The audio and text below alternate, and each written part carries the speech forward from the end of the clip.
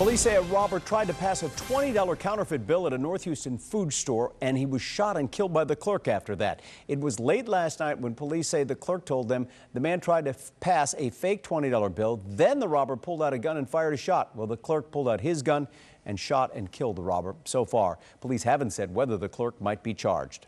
In North Harris County, a man drowned during a gathering at a house around midnight. Paramedics were called to that house on Misty Lee after the 44-year-old man was found at the bottom of the deep end of a backyard pool. They did give him CPR, but they could not revive him. And breaking news in Southeast Houston, where a man who was shot slammed his car into another car waiting in line for COVID-19 testing at a Walgreens. This happened just before 4 this morning at the Walgreens on Broadway near Belford. The shooting victim crashed into that COVID-19 testing line. The man was shot in the back. He is expected to survive. No word yet on a possible suspect or motive. With growing number of people in the hospital, there's concern that crowds over the 4th of July could spread the COVID-19 virus even more. For the first time in 6 days, the number of cases in Texas, though, fell below 5,000. Still, nearly 4,300 people were diagnosed with the disease. COVID-19 hospitalization rates are still going up. Yesterday, the state saw another record for the 18th straight day. More than 5,900 people remain in the hospital across the state. By later today, we should know the next step for Harris County's mask mandate. ABC 13 reporter Courtney Fisher is live this morning in Rice Village. And Courtney, the current one actually expires today.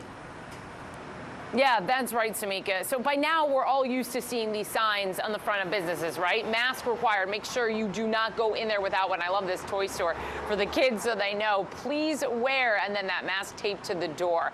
As you said, the current mask order is expected to, it does expire today, but the county judge, Lena Hidalgo, she says that she wants it to be pushed back further. So we're expecting it to be extended. We're going to talk more about that in a minute. First, another important thing happening that we want to tell you about today. People who applied to get COVID-19 relief money will find out today if they get it. Tens of thousands of people applied. The sad fact of the matter is, guys, there is just not enough money to help everyone. So who is going to find out if they get the money? Well, all applicants will be put into a drawing, picked randomly, but those who are considered to be the most vulnerable, according to past censuses, will have a 50% higher chance of getting selected for that funding.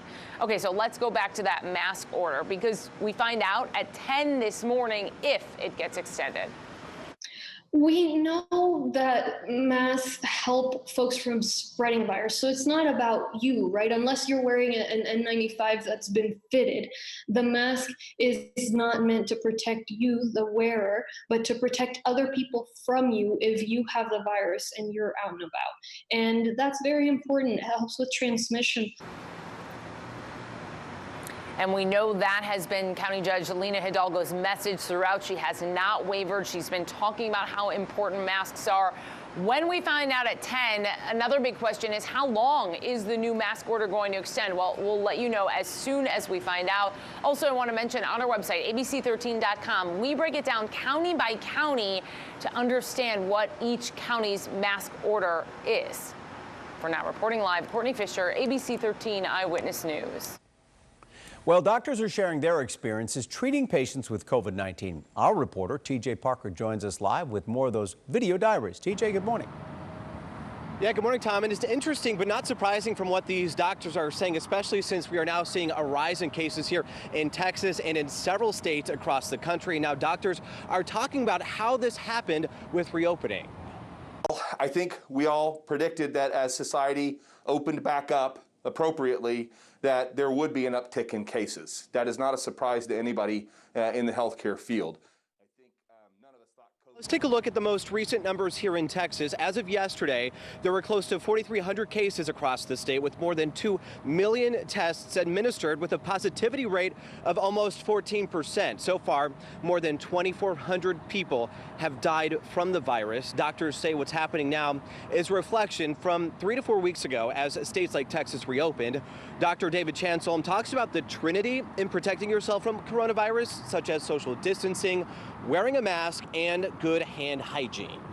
I know it's hot outside. I know it's no fun to wear a mask all the time, but my mask keeps you safe, your mask keeps me safe. And by doing that, if everybody's doing that, we can impact the contagiosity of this disease.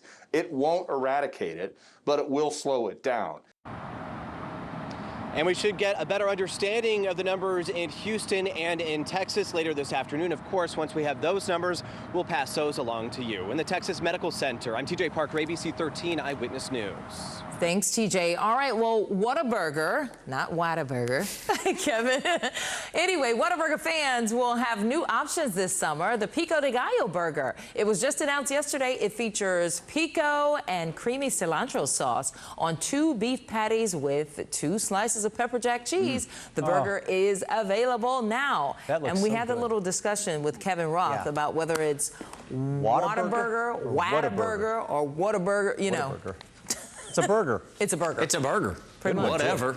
Put it in my Whatever. mouth. Looks delicious. Let's go ahead and take a look here at the Saharan Dustcast. We do have a little bit of dust currently. That dust will be increasing here in the coming days. And that's the issue and the big difference between this event and what we saw last week. Last week it moved in on Friday. It moved out essentially by Saturday. This week it's moving in today. It's sticking around for Wednesday. It's still here by Thursday. It's still here on Friday. And then finally on Saturday, those winds shift out of the north and clear away that dust. But this is a more prolonged, although we might not see the peak dust like we did. We might not see it as concentrated as we did on Friday of last week. It will be a longer event. Eventually, though, that dust will be pushed south by this very front that arrives this weekend, this 4th of July weekend.